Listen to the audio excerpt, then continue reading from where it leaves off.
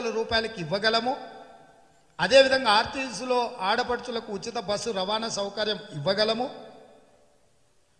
విద్యార్థులకు guarantee card ఇవ్వగలము 5 లక్షల రూపాయలకు. వీటన్నిటినీ చంద్రశేఖరరావు గారు రాజముద్ర గుద్దిండు. ఎస్, కాంగ్రెస్ పార్టీ చెప్పింది సాధ్యమవుతుంది.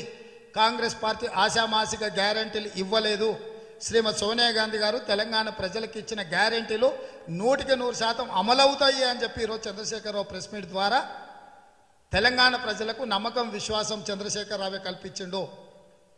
ఇక టీఆర్ఎస్ పార్టీ, టీఆర్ఎస్ నాయకులు కాంగ్రెస్ పార్టీని ప్రశ్నించే అవకాశం, అధికారం కోల్పోయినరు. ఎందుకు అనంటే మేము చెప్పిందల్లా సాధ్యమవుతుంది, ఆర్థిక వెసులుబాటు, ఆర్థిక వనరుల ఆదాయము ఉంది అని చెప్పి ఈరోజు వారి ప్రెస్ మీట్ ద్వారా స్పష్టత వచ్చింది. ఇక చివరగా నిన్నమన్నా